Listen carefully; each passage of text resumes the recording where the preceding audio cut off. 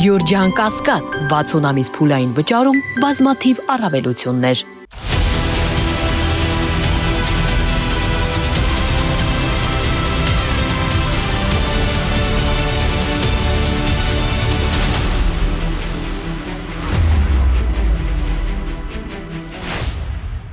Բարի երեկո, Մեդիա Հաբի եթերում Մետանոյան է եւ այսօր տաղավարում հյուրընկալել եմ, իդեպ առաջին անգամ եմ իմ տաղավարում հյուրընկալել իմ այսօրվա հյուրին, իմ լավ գործընկեր, լրագրող, այս պարագայում նաեւ Հայաստան Դաշինքի համամասնական ցուցակում ներկայացված падգամավորության տեխնացու Բորիս Մուրազին է։ Ողջույն Բորիս, ես քո տաղավարում հյուրընկալվել եմ, բայց դու իմ մոտ առաջին անգամ ես հյուրընկալվել, ճիշտն ասած ինձ համար մի շատ հաճելի է իմ գոլեգաների հետ ունենալ հարցազրույցներ, այս պարագայում նաև արդեն քաղաքական հայտ կարող ենք ասել, որ ներկայացրել ես եւ հայտնվել ես Հայաստան Դաշինքի համամասնական ցուցակում, ինչպիսի համագործակցություն է սա եւ ինչպես հայտնվեցի։ Ժանրի կանոններով պետք է ասել ստիպել են, որ հայտնվել եմ այդտեղ։ Ասա, ոնց ճիշտ ես համարում։ Հայաստանում ունենք մի իրավիճակ, որտեղ կարծում 2018-ից հետո ընդհանրապես բոլորս մեր գործից զատ նաեւ Հայաստանի այս իրավիճակից հանելու ինչ որ տարբեր process-ների ենք մասնակցում եւ այս իմաստով ես կարծում ընտրական process-ները կարևոր են մեր երկրի կյանքում, այս իմաստով որոշում կայացրեցի մասնակցություն ունենալ, նաեւ քաղաքական process-ին նման կերպ արդեն որպես պատասխանատվություն ունեցող մասնակցելու փորձառություն չկար, սա նաեւ փորձառություն է այդ իմաստով, բացի նրանից որ փորձես օգուտ տալ թիմին, դու էլ ինչ-որ բան կսովորես այդ ընթացքում։ Տես Բորիս, մենք տեսնում ենք մեր գործընկերները, գոլեգա լրագրողները վերջին շրջանում նաև 21 թվականի ընտրությունների ընթացքում հայտնվեցին տարբեր քաղաքական հակուսակցությունների ցուցակում, ըստ քեզ լրագրողների աշխատանքը առհասարակ ինչպես ես դու գնահատում պարլամենտում, իրենց դերը, նշանակությունը կարևորված է մեր իրականության մեջ։ Այօնակ հաճախ ասում են, որ լրագրողները խանգարում են, լրագրողները ինտրիգան են, լրագրողները ներսում կարող են տարբեր այսպես բաներ կազմակերպել, հա, ինչ որ sense տարընթերցումներ ստեղծել խմբակցության ներսում, այսինքն մասնագիտական իրենց հակումները նաև քաղաքականության մեջ շատ ակտիվ դրսևորում են։ Գիտեք, ես այդպես կաստայավորված մոտեցում ցույց չէի տա, որ այ հենց լրագրողները այս բանը կանեն, բայց այդ երբ որ այդ տարընթերցումների մասին ենք խոսում, ինչու է այդպես, որովհետև լրագրողը իրական լրագրողի բնույթով ազատ մարդ է, իսկ քաղաքական թիմերը սովորաբար ինչ որ շրջանակներ ունեն, չէ՞, ավելի ազատությունները նվազեն, այդ իմաստով գուցե լրագրողների ներկայությունը մի փոքր, չասեմ կոնֆլիկտ, բայց մի փոքր հետաքրքրություն է առաջացնում, ինչու, որովհետև կա մի կողմից սահմանափակում եւ կա մյուս կողմից լրագրողի ներքին ազատությունը, որ կարող է իրար հաճախ չհամապատասխանել, այնպես որ այս առումով կարծում եմ լրագրողները միայն դրական են ազդում, բայց մեր պարագայում, մեր երկրի պարագայում նկատենք, որ հատկապես 2018 թվականից հետո լրագրողները մասնագիտական են խումբն, որը հաճախ ընդդիմության դեր է տարել անգամ ընդդիմության բացակայության պարագայում։ Դուք հիշում եք 2018 թվականին Նիկոլ Փաշինյանին ընդդիմություն չկար։ Նիկոլ Փաշինյանի ընդդիմությունը լրագրողներն էին, ովքեր հարցեր էին բարձրացնում, չէին համաձայնվում, հա, կառավարության հետ, որը լուսապսակով էր ժողովրդի աչքերին երևում, որը անսխալական էր, հա։ Ես հիշում եմ 2018 թվականին ցանկ էին հրապարակում, որ այս միշտ ցանկում եղել են գիտեմ։ Գիտեմ, դուք էլ եք եղել, պոլիտիկայի մի մասն է նաև խոսքը, թե ինչ հարցակումներ գործեք, ինչ սխեմաներ էին տալիս, որ հետապնդեք այս լրագրողներին, այս լրատվամիջոցներին, ինչերի միջով, չէ՞, անցան լրագրողները այդ փուլերը։ Հենց կարևոր փուլ էր եւ ես դա կարծում դա ի պատիվ լրագրողների անցավ այդ փուլը, որովհետեւ լրատվամիջոցները ցույց տվեցին, որ իրենք ունեն խոսքի ազատություն ամեն պարագայում, անգամ այն դեպքում, երբ ժողովրդի 70-80%-ը ուղղակի սկուրացած նայում է իշխանությունների ցանկացած քննես մի քանի օրինակ բերեմ մեր հրապարակումների օրինակ հիման վրա 2018-ին մի քանի պաշտոնանկություն է եղել ասենք Բեկ նախագահի առաջին տեղակալն է Արա Գաբրելյանն է պաշտոնանկ եղել, նախարարներից մեկի խորհրդականն է պաշտոնանկ եղել, բան Վաղարշակ Հակոբյանը, որը Մխիթար Հայրապետյանի խորհրդականն էր եւ պաշտոնի անձնագրով իրավունք չուներ այդ պաշտոնին նշանակվել, այսինքն տեսեք, մենք այդ հրապարակումներն անում ենք, մեզ ատում էին, մեզ պախարակում էին, բայց հենց պաշտոնական որոշում էր լինում, որ այո դուք ճիշտ եք, այս մարդիկ հեռացվում են պաշտոնից, մենք այսպես ավելի գովասանքի չէինք արժանանում։ Դա նորմալ իրավիճակ է, այսինքն ես կարծում եմ լրագրողները այնուամենայնիվ, այո, այնուամենայնիվ կարևոր դեր են ստանձնել Հայաստանի Հանրապետության կյանքում, ոմանք կարող են Նիկոլ Փաշինյանի օրինակով ասել, այ լրագրող ղեկավարը եկավ երկիրը տարավ այս վիճակի, դա կարծում մասնագիտական պատկանելությունը որևէ նշանակություն չունի, Նիկոլ Փաշինյանը ոչ բարոյական մարդ է եւ եթե ինքը բժիշկ լիներ, ինքը որպես բժիշկ էր Հայաստանը այս վիճակի հասցնելու, այսինքն այդ իմաստով կարծում լրագրությունը դրա հետ որևէ կապ չունի։ Այսօր շատ հաճախ կա այդ տեսակետ, իսկապես ասում են հենա, տեսեք լրագրող բերեցինք, վարչապետ դարձրեցինք, մեր գլխին ինչ օին բերեց, հիմա էլի այդ հոսքը շարունակվում է պարլամենտ լրագրողներ, բայց Բորիսը շատ ճիշտ դիտարկում է անում կոշկակարել լինել, վատնել լինելու, բժիշկել լինել, վատնել լինելու եւ այստեղ բացարձակ կապ չունի թե ինչ մասնագիտության տերա տվյալ անձը, սա կառուցվածքի Սիմոնյանն իբր իրավաբան է, հիմա ինչ պետք է ասել, իրավաբաններին չպիտի թողնել խորհրդարան, որովհետեւ Վալեն Սիմոնյանը իրավաբան է, իբր եղել։ Տեսեք, Բորիս, օրինակ այսօրվա դրությամբ մենք տեսնում ենք, որ շատ հաճախ մեդիան լրագրողները օրակարգն են ձևավորում եւ այդ օրակարգից ինչու ոչ նաեւ իշխանությունն է ինչ որ մասով օգտվում չհաշված որ ինքը նաեւ շատ վատ օրակարգ է բերում դրա հետ պետք է համաձայնենք բայց ընդդիմությունը շատ հաճախ լրագրողների ստեղծած բերած օրակարգի վրա է կառուցում իր թեզերը անգամ նույնիսկ պարլամենտում իր անելիքը կամ նաեւ պարլամենտից դուրս քաղաքական եւ հանրային գործիչները այստեղ այսօրվա իրականության մեջ էլ տեսնում ես այդ ակտիվությունը եւ իսկապես երկրի օրակարգը այդ տանելու մղումը, որ հենց լրագրողներն ու լրատվամիջոցներն են իրականացնում։ Դե ես դա ասացի արդեն 2018-ից դրանից առաջ է լրագրողները էական դերական որտեղ նաև եկեղեցու հետ կապված թեմաներ ինձ թվում է հատկապես շատ շնորհակալություն հայտնել մեր լրագրող գործընկերներին, բոլորին, ովքեր անձնավիրաբար աշխատել են, ընդ որում գիտեք հաճախ են չէ լրագրողներին թիրախավորում, որ այ դուք փողի համար եք սա անում, բան եկեղեցու դեպքը ցույց տվեց, թե մարդիկ որքան կարող են նվիրված լինել իրենց պետությանը, ազգային արժեքներին, հա կրոնական կառույցին այս դեպքում հայ առաքելական Սուրբ եկեղեցուն եւ այդ անձնավիրաբար աջակցությունը մարտին հետվել է, ի վերջո բերեց նրան, որ Նիկոլ Փաշինյանը ստիպված եղավ գոնե ժամանակավորապես հետ քաշվել։ Այո, ես վստահ եմ, որ Նիկոլ Փաշինյանը ինչ որ պահի Եթե չհայտնվի Նալբանդյան փողոցում, հայտնի այդ շինության նկուղում, օրինական ճանապարհով, հապա փորձել է եկեղեցու հարցը իր ուզած ձևով լուծել, բայց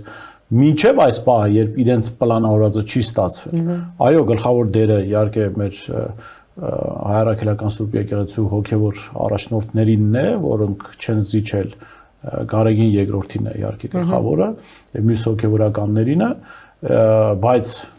այս արդեն եկեղեցուց դուրս լրագրողների մեծ աշխատանք է եղել, այո, որ իրենց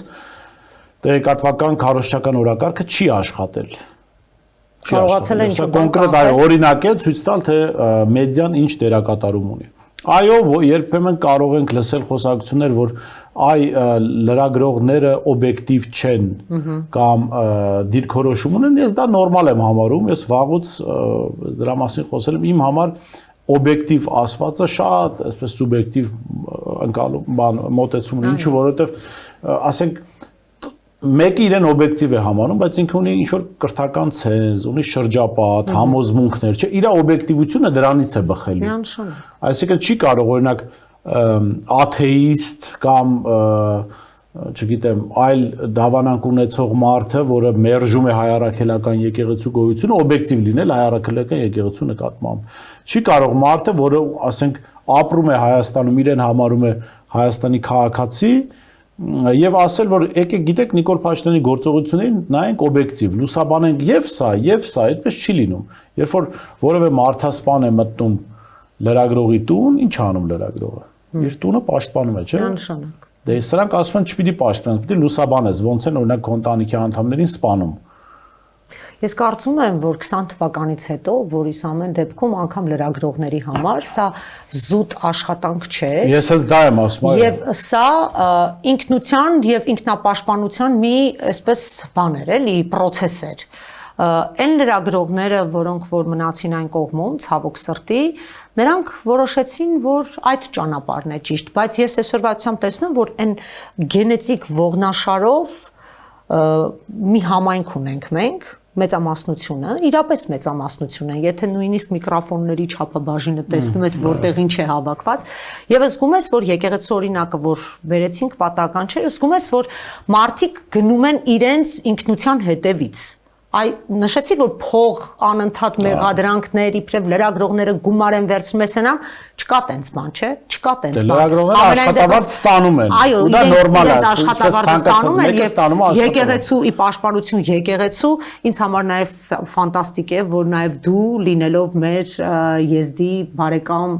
համայնքի ներկայացուցիչ դու ինքդ նաև մղվել էիր դա շնորհակալության վերադարձը եկեղեցու եւ քո լրատվամիջոցներ միշտ ակտիվ լուսաբանում են։ Դա շնորհակալություն է հայարակելական սուրբ եկեղեցու ի վերջո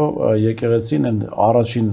բանն է եղել ապաստարանն է եղել որտեղ եզները ապաստան են գտել ցեղասպանության օրերին երբ եկել են արևելյան Հայաստան կամ ինչպես քպականները կասին իրական Հայաստան, պատմական Հայաստանից եկել են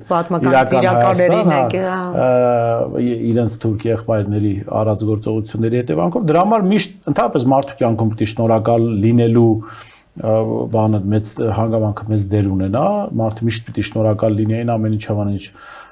կյանքում ստացել է Աստծո կամոք տարբեր ուղղություն կողմերից, տարբեր համոզմունքներ ունեցողներից, բայց հայ առաքելական եկեղեցու դեպքում հատկապես, որովհետև մենք հասկանում ենք, չէ, որ այստեղ Գարեգին երկրորդի խնդիրը չէր։ Նիկոլ Փաշինյանը այդ ինստիտուտն է ուզում ոչնչացնել։ Եվ իրենց այս երբ որ Գարեգին երկրորդ վեհապարին թիրախավորողները, իբրև եկեղեցու բարեփոխիչ ներկայացնում են Սամվել Կճոյանին դու հասկանում ես որ իրենց նպատակը եկեղեցին բարեփոխելը չի իրենց նպատակը եկեղեցին չարեփոխելն է եթե այդ բանը մնայինք դու հասկանում ես որ իրենք բարուն չեն ծառայում որովհետև եթե այս ընթացքում եկեք նայենք հա մամուլի հրապարակումները մինչև ասենք 22, 23, 24 թվականներ եթե եկեղեցին երբևէ թիրախավորվել է ապա թիրախավորվել է այն մարդկանց պատճառով ովքեր Նիկոլ Փաշինյանի կողմում են հիմա այո ասենք Վեհապար հայրապետի համար եկեղեցին այո վեհապար հայրապետի համար եկեղեցին չի թիրախավորել որտեղ այդ մարդու միջոցով եկեղեցին թիրախավորելու այդ առիթներ էլ չեն եղել Միքայել Աչապայան Սրբազանի համար եկեղեցին չի թիրախավորվել որտեղ ամենալուսավոր կետերից մեկն է հայ առաքելական սուրբ եկեղեցու եւ կարծում եմ մեր հանրության գլխավոր հենարաններից մեկն է արդարության բարոյականության տեսանկյունից Միքայել Սրբազանը բայց ովքեր են Նիկոլ Փաշինյանի կողմում հավաքված այնպես որ հասկանալի էր որ թիրախը եկեղեցին է որպես ինստիտուտ դրա համար ամեն քաղաքացի իր պարտքը պիտի տա անկախ իր կրոնական համոզմունքից հիմա մեր լրագրողական գործունեությունից զատ ես ուզում եմ մի փոքր բացենք փակագծերը Բորիս Մուրազին իրեն քաղաքականության մեջ ինչպես է տեսնում եւ նաեւ ակնկալում եմ գնահատականներդ լսել Բորիս թե ինչպես է գնահատում այս պայդրությամբ մեր այս նախընտրական քաղաքական քարոզչական տրամադրությունները առհասարակ Հայաստանում Եվ կոնկրետ Հայաստան դաշինքը ինչպես է գնում ընտրությունների, քանի որ դու արդեն նաև ներսի թիմի անդամ ես։ Գիտեք, ես քաղաքականությունը մեր առօրյան է, այսինքն մարդը քաղաքական կենդանի է։ Քաղաքականությամբ զբաղվել նշանակում է քո կյանքին առնչվող որոշումների կայացմանը մասնակցել։ Իրենց կյանքին առնչվող որոշումների կայացմանը սովորաբար չեն մասնակցում կենդանական աշխարհի այլ ներկայացուցիչներ որոնց մենք ասում ենք ոչ ասուններ։ Եվ այս ֆոնին ես զարմանում եմ այն մարդկանց վրա, ովքեր ասում են քաղաքականությամբ չեն զբաղվում, որովհետև քաղաքականությամբ չզբաղվողներին սովորաբար նոր տարվա մինչև նոր տարի չաղացնում են, հետո այլ նպատակով օգտագործում են։ Դրա համար ցանկացած մարդ, այո, ցանկացած բանական էակ քաղաքականությամբ զբաղվում է, այնպես որ քաղաքականությունը մեր առօրյան է։ Եթե մենք ուզում ենք մեր առօրյան փոխել, լավացնել, հա, մենք քաղաքական process-ներում կանք։ Այդ իմաստով կարծում հասկանալի է, որ քաղաքականությունը նաև այն աշխատանքը, որ մենք անում ենք, այն հավաքներին, որ մենք մասնակցում ենք, այն հրապարակային խոսքը, որ մենք ասում ենք, այսինքն սա հայտ չի քաղաքականությամբ զբաղվելու, այլ հայտ է պատասխանատվություն վերցնելու։ Երևի թե կյանքի մի կենսակերպ է դարձել։ Իհարկե, որովհետև ախր ամեն ինչը ինչ որ ամեն ինչի վերաբերյալ որոշում է կայացում։ Այսօր մենք գալիս ենք փողոցում խցանում է, քաղաքական որոշում ակա, ինչ որ որոշումներ են, չէ՞, քաղաքական։ Այո, մենք մտնում ենք խանութ ապրանք ենք առնում, գինը քաղաքականություն է, որակը քաղաքականություն է, ամեն ինչը։ Բայց մեր ժողովուրդը, մեր երկրի բնակչությունը շատ հաճախ չի պատկերացնում դա իրականում, կամ միգուցե պատկերացնում է իրեն ձեռ է տալիս չպատկերացնելու ու գնալու է ընտրությունների, սա գլխավոր ուղերձն է, որ պիտի հասցնենք այս ընթացքում մեր ժողովրդին, որ սիրելի ժողովուրդ, գնացեք ընտրատեղամասեր, ձեր ապագային առնչվող որոշման կայացմանը մասնակցեք։ Անկը ես չեմ ասում գնացեք ու ընտրեք, ասում գնացեք մասնակցեք այդ որոշման կայացմանը, որ հունիսի 8-ից հետո քաղաքական առաջնորդներից, քաղաքական գործիչներից, քաղաքական կուսակցությունից չդժգոհեք։ Եթե ինչ զարգացումներ տեղի ունեն, հա, այսինքն գնացեք, մասնակցեք, որ իմանաք դուք եք կայացրել այդ որոշումը։ Նիկոլի մնալը, Նիկոլի հեռանալը, այո, Նիկոլի մնալը, Նիկոլի հեռանալը, Նիկոլի փոխարեն ում գալը, այդ ամեն ինչ դուք կարող եք որոշել։ Միայն պիտի գնաք ընտրատեղամաս, ձեր որոշումը կայացնեք եւ քաղաքական ուժերի միջոցով տեր կանգնեք այդ որոշմանը։ Այն ինչ որ տեղի ունենում նախընտրական տրամաբանության մեջ, կարծում շատ նորմալ է, նաև այն լարվածությունները, որ կան քաղաքական ուժերի միջև, ի վերջո ամեն մեկը փորձում է ավելի շատ ձայն ստանալ, որպեսզի քաղաքական process-ներին ավելի շատ մասնակցություն ունենա, կամ որոշումների կայացման ավելի շատ մասնակցություն ունենա։ Անառողջ են որոշ դրսևորումներ, որոնք ինձ մոտ անկեղծ հարց են առաջացնում։ Եկեք ընդդիմադիր դաշտի ցանկացած նորմալ ուժ, հա, որը իրական ընդդիմություն է, հասկանում է, չէ, որ Նիկոլ Փաշինյանը սպասարկում է թուրք-ադրբեջանական շահեր։ Ասենք դա արդեն բոլորի համար է տեսանելի, ու այնքան եթե անգամ տեսանելի չէր, անգամ Ֆիդանը ասեց տեսեք, ժողովուրդ, մենք աջակցում ենք Նիկոլ Փաշինյանին, մեզ համար պետք է որ Փաշինյանը ընտրվի։ Կներեք, խոսույթը նույնն է, խոսույթը լրիվ նույնն է։ Ղալիևն ինչ ասում է, այս ֆոնին ինչն է զարմացնում, հարգելի Հրիփսիմը, որ ընդդիմադիր դաշտում կան ուժեր, որոնք համընկնում ունեն Նիկոլ Փաշինյանի հետ։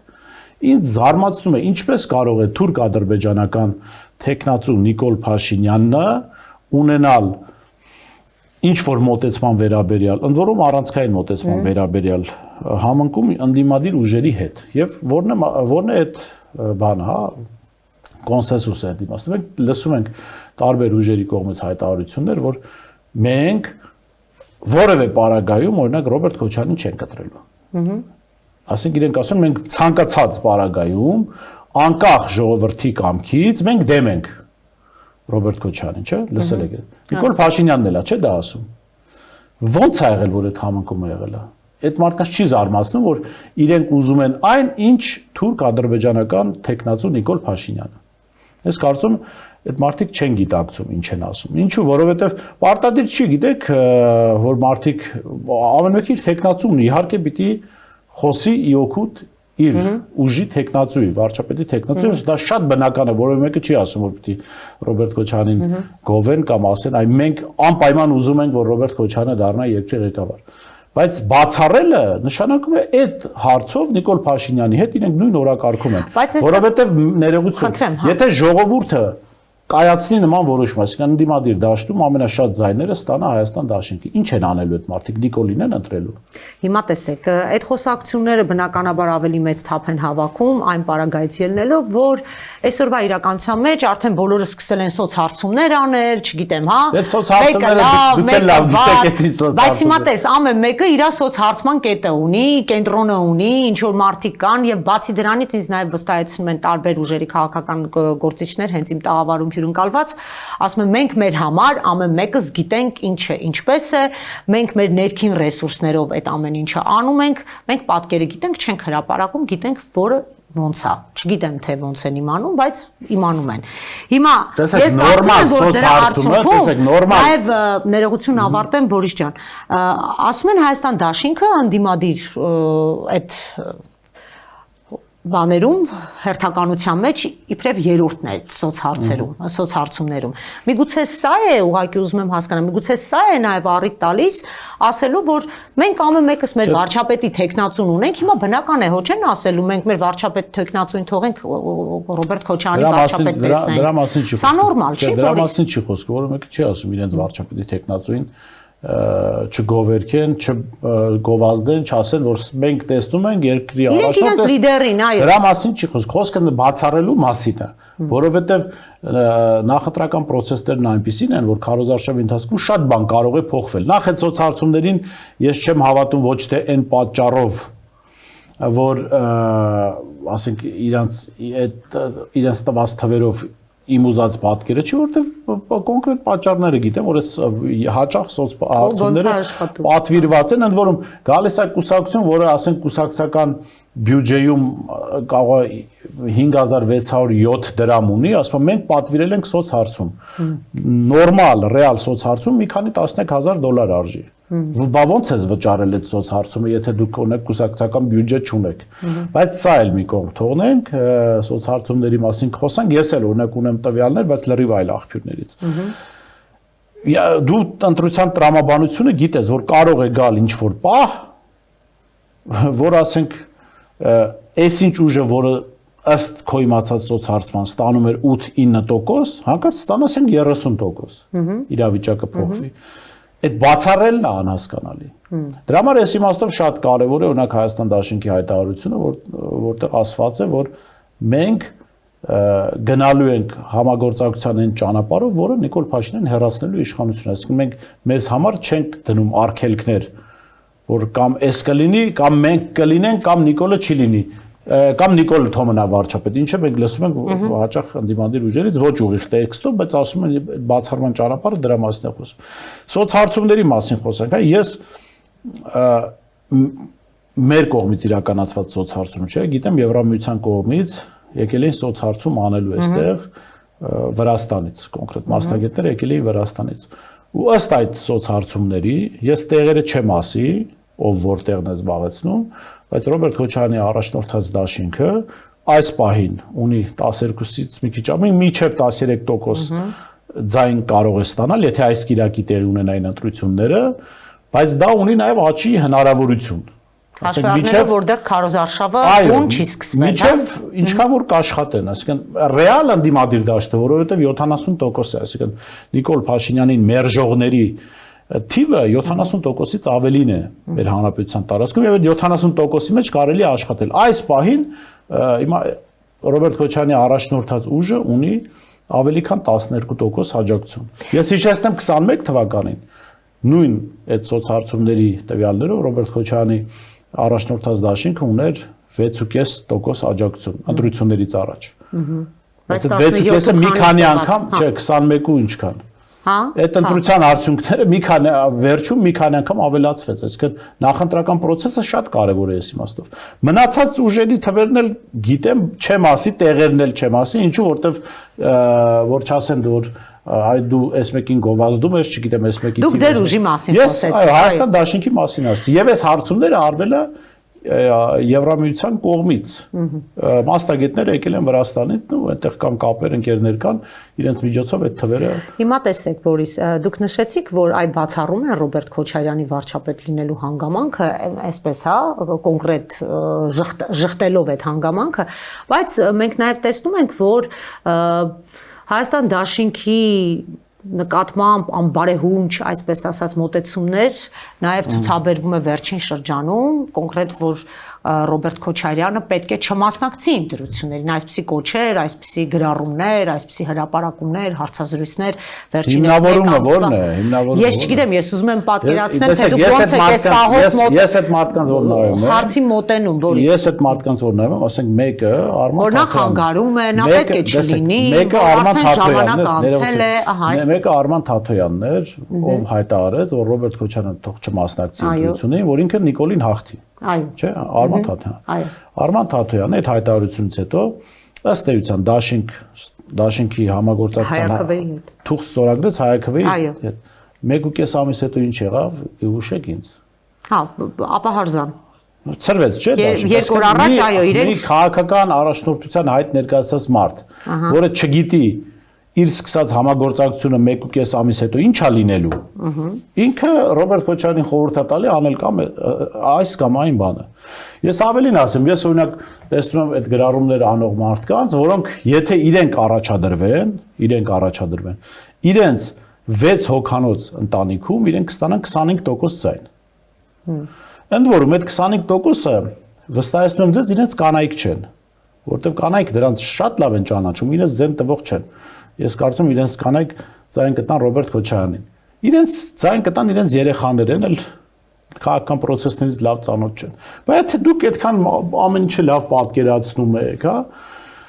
այս կամ այն մարդուն խորհուրդ եք տալի մասնակցել ընտրություններին, մյուսին չմասնակցել, բայց դուք ինչի մասնակցելու չմասնակցելու մասին ինչ չեք խոսում։ Հիմա Բորիս, գիտեք ինչ իրավիճակ է մեզ մոտ ստեղծվել, որ մենք ընդդիմադիր թևում, ներքին ընդդիմադիր հակասությունների ականատես ենք լինում։ Լարվածությունը նորմալ է, կարևորը անհաղթահարելի չլինի։ Օրինակ շատ հաճախ ասում են, ինչի չեք կիսում անմիջապես այդ կարծիքը եւ Հայաստան Դաշինքի կողմից, եւ այն մյուս կողմից, հա, որոնք այտենց գրառումներով բանով հանդես են գալիս։ Բայց մենք այսօրվացիամբ այս անառողջ մթնոլորտը պետք է ի սկզբանե չունենայինք, Բորիս։ Կարևորը, ես համաձայն եմ, կարևորը որևէ տեսակետ կեղծիքի վրա չլինի հիմնված։ Երբ որ դու հայտարարություն ես անում, որի հիմքը կեղծիքն է, այդ հայտարարությունը վստահաբար լավ նպատակներ չունի։ Մենք կարող ենք սխալվել, կարող ենք միտեղ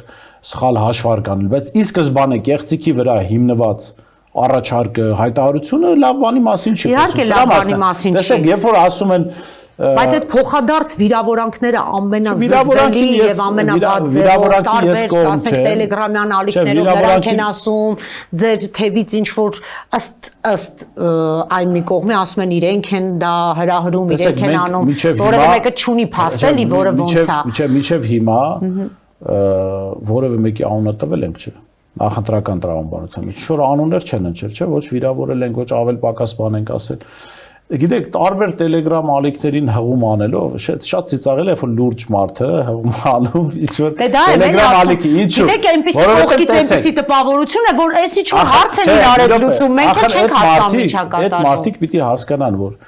եթե դու չգիտես տելեգրամ ալիքների հետևում կանգնածներն ովքեր են, դու ոնց ես արդեն կոնկրետ անունով մարդկանց թիրախավորում։ Այո։ Օրինակ 1945 թվականի, ներողություն, 41 թվականից հետո սկսված պատերազմը, հայերենական պատերազմի ժամանակ, երբ որ կար մի փուլ, որտեղ սահմանային շրջանների խորհրդային գյուղերի բնակիչները պրոնացիստական տրամադրություններ ունեին, ինչ լուծում էր գտել սովետական միությունը։ Սովետական միության որոշ ստորաբաժանումների զինվորներ հագնում էին նացիստական բաներ, ռազմական հագուստ, մտնում էին այդ գյուղը վառում էին, վնաս էին տալիս, որ այդ տարածաշրջանի ժողովուրդը ատելությամբ լցվի դեպի նացիստական զորքերը, որոնք իրականում աղետ էին, բայց այդ մարդիկ չէին հասկանում, որովհետև համարում էին, որ ասենք խորհրդային կարգերը վատ են, որը կոլեկտիվացման էր տարել հողը գյուղացու ձեռքից վերցնել, հա, դե նացիստական ռոպագանդան էլ ասում են մենք գալու ենք ազատագրենք։ Իսկ չեն մտածում այդ մարդիկ, որոնք հստակ չիմանալով ինչ անհայտ ալիքի կամ ֆեյքի հետևը ովքեր են կանգնած, կոնկրետ մարդկանց են թիրախավորում, որ կարող է այդպես մի բան է։ Այսինքն ես կարծում եմ լուրջ քաղաքական գործիչների համար կարևոր են հրապարակային բաց եւ հասցե ունեցող հայտարարությունները, մնացածը էական չի։ Որովհետեւ այսօր տարբեր անուններ կարող են կպցնել տարբեր ինչ-որ էջերի հետևում, բայց կարևորը հրապարակային բաց ստորագրությամբ ինչ է ասվում։ Ինձ համար ճիշտ ասած այդ հանգամանքը իսկապես ցավալի է, Բորիս, եւ ես ուզում եմ, որ այս առաջիկա ընտրություններին գնալու ընթացքում մենք ունենանք միայն մեկ թիրախ եւ խփենք միայն այդ մեխին, դա Նիկոլ Փաշինյանն է, վերջ։ Ուրիշ թիրախ մենք կարծում եմ չունենք այսօր եւ ուզում եմ անդրադառնալ անպայման Երևանից, այսպես մեր ողջ ընդդիմադիր դաշտը շատ ակտիվ քննարկում է, որ Հունգարիայի վարչապետը պարտվեց 16 տարի անընդհատ շարունակվող իշխանությունը կորցրեց Օրբանը եւ այս պարագայում այսպիսի մի ողջևորություն է եւ նաեւ նույնականացում է գնում, որ այսա հունիսի 7-ին էլ մենք կունենանք այդ հաջողությունը եւ ինչպես հունգարական մամուլը նշում է, դա ազգային ուժեր էին, որոնք եկան իշխանության գլուխ եւ այ տեսեք հիմա ամեն ինչ կփոխվի, այս կեղտոտ մարդը գնաց։ Ինչ կարծիք եք։ Սա նույն ձև պրոյեկտվում է Հայաստանի վրա թե ոչ։ Հունգարացիների ոչխարները եկեք թողնենք իրենց, գանք մերին, հա։ Հա, փորձենք իդենտիֆիկացնել, հա, մի բան կա իդենտիկ, որի վերաբերյալ ընդ որում երկար ժամանակ է մենք խոսում ենք, դա քաղաքացիների ակտիվ մասնակցությունն է, որը կարող է էական պատկերը փոխել։ Հունգարիայում եղել է մոտ 80% մասնակցություն քաղաքացիների, ինչը շատ բարձր ցուցանիշ է եւ այդ բարձր ցուցանիշները միշտ իշխանության համար խնդիր են ստեղծում, որովհետեւ իշխանությունը միշտ կարողանում է մոբիլիզացնել իր ֆիքսված տոկոսները, որտեւ գործիքները կան, պետական լծակները կան, ընդդիմությունը չի կարողանում կամ այդ մակարդակի չի կարողանում։ Հիմա այդ առումով շատ կարեւոր է այդ համեմատությունը, որ եթե մենք էլ բարձր մասնակցություն ունենանք, ձեզ այսպես ասեմ 60% եւ ավելի մասնակցությունը Նիկոլ Փաշինյանը երաշխավորված փոքրամասնություն է, իսկ 80%-ի պարագայում Նիկոլ Փաշինյանը կարող ընդհանրապես խորհրդարան չանցնի, Նիկոլ Փաշինյանի ուժը կամ խորհրդարանում լինի 5-րդ ուժը։ Սա ձեզ ամենայն անկեղծությամբ ասում, սա գլխավոր դասն է, որ մենք պիտի քաղենք հունգարական ընտրություններից, մնացած առումներով կարծում համեմատականները ճիշտ չեն, ինչու, որովհետեւ նախ սա Եվրամիության ներքին բակ էր, այսինքն ներսում տեղի ունեցող ընտրություններ եւ Վիկտոր Օրբանին թույլատրված չէր անելու այն ինչ թույլատրված է Նիկոլ Փաշինյանին, այսինքն Վիկտոր Օրբանը ունի քաղբանտարկյալներ, չունի։ Այսինքն իրեն ինչու թույլատրված չէ, որովհետեւ դա քան որ Եվրամիության ներքին բակ է, եթե դա որևէ Եվրամիության պետության ներսում թույլատրելի է ունենալ քաղբանտարկյալներ ու նորմալ է, մնացածն էլ կունենան։ Այսինքն իրենք իրենց ներքին կարգերը չեն խախտի։ Մյուս կողմից եկեք տեսնենք ընդդիմությանը, հա, ընդդիմությանը, Օրբանի ընդդիմությանը աջակցում են այն ուժերը, Եվրամիության վերնախավը, որը այսպես աջակցում է Նիկոլ Փաշինյանին։ Այսինքն այս առումով էլ նույնը չի, այո, այս հաղթելա որ ուժը, Հունգարիայում հաղթելա Եվրամիությունը, որը ուզում էր Ուկրաինային հավելյալ 90 միլիարդ եվրո տալ բանի համար, պատերազմի համար Ռուսաստանի դեմ, Օրբանը սանկցիաներ էր դնում, ասիկան վետո էր դնում այդ ամեն ինչի վրա, եւ դա չէր ստացվում։ Հիմա Եվրամիությունը ստացել է առաջնորդ, որը ամենայն հավանականությամբ թույլ կտա այդ 90 միլիարդը տալու։ Հասկացա։ Հունգարիայում պարտվել է ուժ, որը չէր ուզում իր ազգային շահերի հաշվին հրաժարվել ռուսական գազից։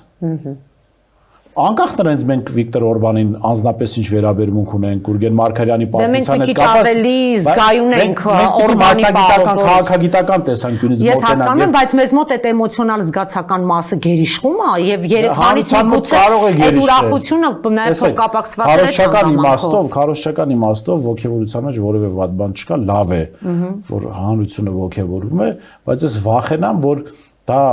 քաղաքական որոշ առաջնորդների դեպքում դա ոչ թե քարոզչական հնարք է, այլ իրենք իրականում հավատում են, որ Հունգարիայում որտեղ Նիկոլ Փաշինյանին աջակցողները կարողացել են իրենց մարդուն բերել իշխանության, այստեղ աչք են փակելու, որ Նիկոլ Փաշինյանին իշխանությունից զրկենք։ Այո, Նիկոլ Փաշինյանը Հայաստանում չունի մեծամասնության աջակցություն, ես ավելին ասեմ, ինքը փոքրամասնության աջակցությունն է, շատ փոքր զանգված է Նիկոլ Փաշինյանի աջակցում։ Եվ այս առումով դրա համար եմ ասում գլխավոր դասը Հունգարիայի ընտրություններից այն է, որ ակտիվ մասնակցությունը խնդիրներ է ստեղծում իշխանության համար։ Եվ միակ դասը մենք այդտեղից դա պիտի վերցնենք, որ սիրելի ժողովուրդ գնանք ակտիվ մասնակցենք ընտրությունների, այո, գնանք այդ մեր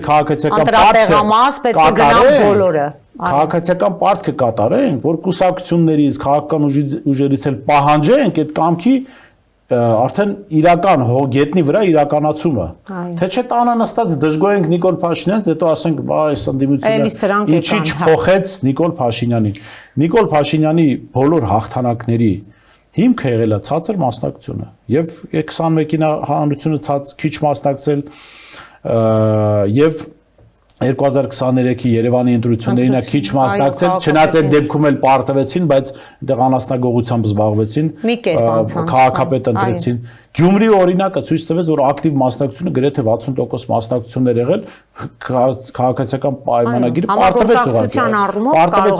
Այնպես որ սա գլխավոր դասն է մասնակցությունը, մնացած բաները շատ վիճելի են, հա, այդ Օրբանը դիկտատոր էր թե չէ, կամ չգիտեմ դա հունգարացիների շահերից բխում էր թե չէ, դա իրանց խնդիրն է։ Մենք այդտեղից Եվ Եվրամիության դերակատարումը շատ, որտեղ Եվրամիություն, տեսեք, Օրբանին քննադատող Եվրամիությունը, որը ասում էր մեդիաների նկատմամբ ոնց որ ճնշումներ եք բանեցնում, Նիկոլ Փաշինյանի խրախուսելու է, եթե Հռիփսիմե Արաքելյանին, Բորիս Մուրազին, մյուս մեր լրագրող գործընկերներին ուղղակի գցեն բանտը։ Այո։ Եվ դրա օրինակները մենք ունենք։ Այսօր մարդիկ բանտարկված են կամ տնային կալանքի մեջ են հրապարակային խոսքի համար։ Խոսքը անտիֆեյքի տղաների մասին է։ Անկախ իմ վերաբերմունքից իրանց մոտեցումներին, հիմա Հունգարիայում այդպես մարդիկ չկան։ Բայց Եվրամիությունը այստեղ ձեն հանում է, չէ։ Սամվել Կարապետյանին ինչի համար են բանը տնային բանտարկության հետո տնային կալանք։ Միքայել Սրբազանին, այո։ Այսինքն համեմատելի չեն։ Հետո եթե այստեղ Նիկոլ Փաշինյանը մարդ ուտի Եվրամիության բանով հովանու ներքո, դա Եվրամիության ներսում չի տարածվելու, որովհետև Հայաստանը Եվրամիության անդամ չէ, այստեղ ընդունված խաղի կանոններ իրենց համար բան չեն։ Որպես նախապատմություն ունեցող չեն, այսինքն որպես բան չեն, փորձ չեն, որ ասենք դե որ Հայաստանում մարդ են ուտում, եկեք մենք էլ ստեղ ուտեն, ասեն ոչ, Եվրամիության եվրոզոնայում մարդ ուտելը արգելված է։ Հայաստանը եվրոզոնայից դուրս են, դեռ Նիկոլը մարդակեր է։ Այսինքն միշտ կա արդարացման ալիբի, էլի, այս բառը։ Իրենց ներսում այն ինչ որ Նիկոլ Փաշինյանը այստեղ իրենց հովանու ներքո անում է, իրենք իրենց ներսում չեն անի, որտեվ դա փոխելու է իրենց խաղի կանոնները։ Հայաստանում ամեն բան թույլ տան որ սակայն դրա համար ընդդիմությունը քարոզչական տարբեր բաներ կարող է օգտագործել, բայց գոնե գիտակցումը պիտի լինի, որ մենք գործ ունենք մի տեխնացուի հետ, որը չունի հանրային աջակցություն, բայց ունի Թուրքիայի, Եվրամիության աջակցությունը, ինչը էական նշանակություն ունի, մենք սա պիտի հաշվի առնենք։ Սա իր հաղթանակը չի երաշխավորում Թուրքիայի եւ Էրդողանի, Ալիևի աջակցությունը կարող է չեզոքացնել մի բան, հայ ժողովրդի հավաքական կամքը եւ ակտիվ մասնակցությունը։ Դե մենք էլ պետք է այդ ամեն ինչին ընդդիմանանք, այսպես ասած, եւ ինչպես Բորիսն է ասում, եւ ես ամեն օր մի քանի անգամ իմ հաղորդումներին հնչեցնում եմ, պարտադիր ամսի 7-ին պետք է գնալ ընտրության, պարտադիր։ Նիկոլ Փաշինյանը լավ բան լիներ, Էրդողան իրենց տուն կտաներ, ոչ թե մեզ կտային, կասեն վերցեք ձեզ էլի։ Թուրքերը երբեք լավ բաներ իրենց հարևաններին չեն տվել։ Ցեղասպանություն, պատերազմ, ավեր տենց բաներ տվել են։ Բայց թուրքերը նաև շատ վատ են վերաբերվել բոլոր նրանց հետ, ովքեր որ դավաճանել են հենց իրենց իսկ սեփական ժողովուրդներին։ Այստեղ հարցը թե Նիկոլ Փաշինյանը սեփական ժողովուրդը ով է։ Համենայն դեպս Դա չի դավաճանել այդ ժողովրդին։ Դե դա էլ կա, բայց իրենց ընկալումներում միգուցե Ես համաձայն եմ, բայց թուրքերը լավ բան իրենց հարևաններին չեն տալիս։ Եթե մի բան տվել են, մի բան առաջարկում են, իրենց հայ հարևաններին, այդտեղ մի խնդիր կա։ Մի բան կա։ Բորիս, եւ վերջին հարցս,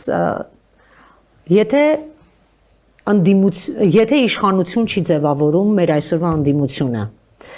բայց ամեն դեպքում կարողանում է պարլամենտում իր տեղը ունենալ եւ կրկին դառնալ Նիկոլի ընդդիմություն։ Դուք ինչպես եք վերաբերվում դրան եւ մասնակցություն որպես падգամավոր կունենաս Նիկոլի ընդդիմություն որպես։ Մենք երբ որ այդ թեմայի մասին խոսում ենք, մենք ոնց որ այս սցենարը դիտարկենք։ Չէ, ես երկու տարբերակով էլ դիտարկում եմ, այն էլ։ Չէ, այդ սցենարը շատ կարեւոր է, որ ասել որ դա քիչ հավանական է, եթե հայ ժողովուրդը մասնակցում է։ Ես նաև դեմ եմ այն մոտեցմանը, որ հունիսի 8-ից հետո կյանք չկա, եթե Նիկոլ Փաշինյանը, չնայած շանսերը շատ փոքր են, ինչու, որովհետև վերջ այս երկրում ուզում ենք ապրել, թե չէ։ Դե ուզում ենք ապրել, դրա համար Նիկոլ Փաշինյանը վերընտրվելու ամենաքիչ շանսերն ունի հիմա, եթե հայ ժողովուրդը գնում է մասնակցելու։ Այս սցենարը եկեք քննարկենք։ Եվ հունիսից հետո,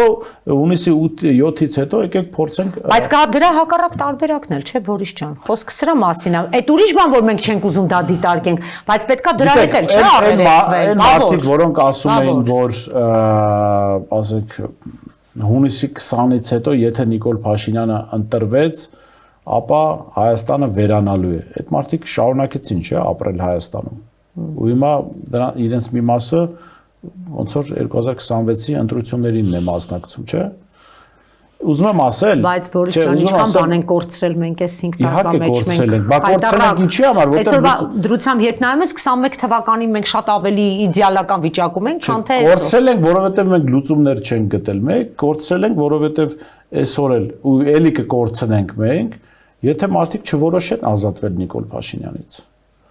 Իսկ ազատվելու համար կա մի ճանապարհ, այս պահին մի ճանապարհ, գնալ ընտրությունների, քվեարկել Նիկոլ Փաշինյանի դեմ, եթե Նիկոլ Փաշինյանը փորձի մեր լեզվով մի բան կասման, նգեխա գոյեխախա, ոդքի իրականջին խփել, հայտնի երկարական կենթանիներն են այդպիսի բաներ անում, ապա այդ դեպքում ժողովուրդը պետք է իրեն իր տեղը ցույց տա այլ ճանապարհներով օրինական։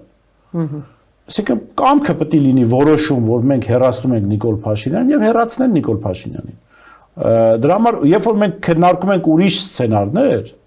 մենք նաեւ հավանականություն ենք տալիս այդ սցենարներ։ Եկեք ասենք բոլոր տվյալները սոցիոլոգիական անկախ նրանից ընդդիմադիր որ ուժի ինչքան ձայն ունի, բոլորի դեպքում Նիկոլ Փաշինյանն ամենաքիչ ձայներն ունի։ Հավաքական ընդդիմությունից մի քանի անգամ պակաս ձայն ունի, չէ՞։ Հիմա սա ասում է, որ երաշխավորված ճանապարհ կա Փաշինյանից ազատվելու։ Եկեք այդ ճանապարհով գնանք, Ժողովուրդ ջան, եկեք գնանք ընտրությունների, բայց միայն ընտրությունների գնալը չի, եթե այս մարդը գնում է կեղծելու ճանապարհով, գնում է ժողովրդի կամքը գողանալու ճանապարհով, մենք պիտի այդ ճանապարհից իրեն հետ վերադարձնենք դեպի Նալբանդյան փողոցի հայտնի շենքի նկուղ։ Օրինական ճանապարհ, որտեղ ուրիշ ձև չկա ու կարևոր է մասնակցությունը, ժող մեզ ժամանակից օգտվենք այս դրվագասը, որտեղ տեսեք, եթե հասարակության 50%-ն է, տեսեք, հասարակության տարբեր հարցումներով 25-ից մինչև 30%-ը կարող է աջակցել Նիկոլ Փաշինյանին, չէ՞։ Եթե հասարակության 50%-ն է մասնակցում ընտրություններին, Նիկոլ Փաշինյանը ունենում է այդ 50%-ի 50% եւ ավելին։ Այո։ Որտեղ ինքը իր էլեկտորատը կարող է տանել ընտրության։ Եթե մասնակցում է 60, 70, 80%, Նիկոլ Փաշինյանը ավտոմատ դառնում է փոքրամասնություն։ Եվ հարցը որպես փոքրամասնություն ինքը դուխ կանի գնալ կեղծիքների, չոր ուժային մեթոդների, ուժային լուծումների, հա։ Հիմա այնպես մասնակցենք, որ խնդիրը մի 2%-ը չլինի անգամ։ Մի 2%-ի տարբերությունը չլինի, որ անասնագողությամբ ոնց որ Երևանի քաղաքապետարանում հարցը լուծեց։ Այլ լինի այնպես, որ մարդը հասկանա, որ ինքը ձև չունի կեղծելու, որովհետև 2-3%-ի կեղծելը այլ բան է։ Ասենք 20, 30, 40%-ի կեղծելը լրիվ այլ պատմություն է, հա, եւ այլ հետևանքներով։ Դրա համար եկեք քննարկենք այս սցենարը, որը լրիվ իրատեսական է, այսինքն այդ բոլոր հարցումները ասում են, այս սցենարը իրատեսական է, միայն մենք ունենք այնտեղ անտարբեր մի հսկական զանգված, չէ՞, անգամ բոլոր տեսակի սոցհարցումներում դա ակնհայտ երևում է, որ կա մի անտարբեր խավ, որ ընդհանրապես չի ցանկանում ներկայացնել իր տեսակետը կամ չի էլ մասնակցում ընտրությունների։ Թող իրանց տեսակետը հարցումներում չտան, թող մենակ գնան ընտրությունների, թող միայն գնան ընտրությունների եւ չքվեարկեն Նիկոլ Փաշինյանի օգտին։ Այն նույն թեզը, որը միշտ կրկնում եմ, այսօր նաև Բորիսն է հաստատում, դա շատ կարևոր հանգամանք է, հարգելի հետևորդներ, հեռուստադիտողներ, պարտադիր, որ պետք է գնալ ընտրության, հասնել ընտրատեղամաս եւ հաճախ ասում են, բայց կարող է գնան ընտրատեղամաս ՔՊ-ին ընտրեն, ասում եմ, չէ, ՔՊ-ին կողմնորոշված է, ինքը արդեն գիտի, որ գնալու է ընտրատեղամաս, հա, ինքը առավոտից ընդեղ ալնելու։ Մեր կոչը այն մարդկանց է ուղված, ովքեր որ չեն կողմնորոշվում կամ հաճախ անտարբեր են մնում, մենք չունենք իրավունքը իրապես անտարբեր լինելու, այն էլ այսօրվա այս դառը եւ այս վատ մի կարճ արձանք չկողմնորոշվելու բան չկա, հարգելի հրիփսիմը։ Հարցը սա է, կա Էրդողանի, չէ, կա Էրդողանի տեխնացում, տեսեք, կա Էրդողանի տեխնացում, չէ, եւ կա հայերի տեխնացուներ։ Ընդ որում տարբեր մենք կարող ենք վերաբերել, բայց նրանք մերն են, ընդունենք, չընդունենք իրանց սխալներով, ճիշտ բանով, չէ։ Ընդդիմության բոլոր տեխնացուները հայերի տեխնացուներն են, տարբեր հայերի, մեկը կարող է ասենց գործարար, մեկը կարող է այս բանն է սիրում, մեկը այն բանն է սիրում, մեկը պրոռուս է, մեկը, չգիտեմ, պրոարևմուտք է, հա, բայց նրանք բոլորը հայերի տեխնացուներն են։ Այս մարդը թուրքերի տեխնացուն է, այսինքն այդտեղ ինչ կա դժվար ընտրության, որ գնալ հայերի տեխնացուներից որևէ մեկին ընտրել, ընդդեմ թուրքերի տեխնացուի։ Այս տրամաբանությունը շատ բարձ է, այսինքն հստակ տվյալներ, այո, տունը չմնալու ամենաուժեղ մոտիվացիան, որ Էրդողանը այս մարդուն առաջադրել է Հայաստանի վարչապետի։ Ես անգամ նույնիսկ մտածում եմ, եթե վաղը մյուս օրը, ես չգիտեմ դա ինչպես կարելի անել, իրավաբանները երևի այդ մասով մեզ կարող են ավելի հստակ խորհրդատվություն տալ, որ ընտրական օրենսգրքում դա փոփոխություն արվի եւ այո, մարդկանց օրենքի ուժով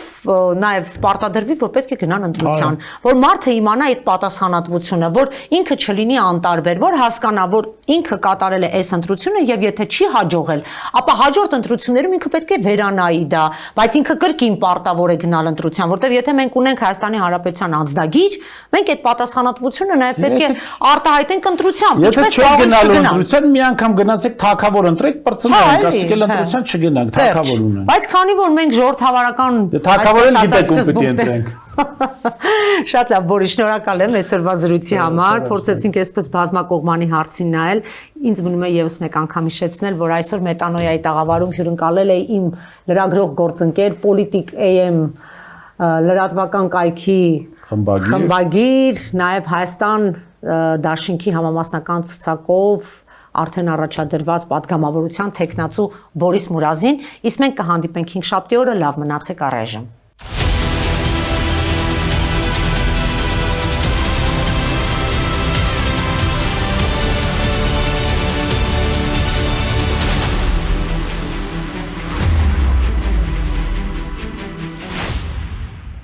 Գյուրջան Կասկադ 60 ամիս փուլային վճարում բազմաթիվ առավելություններ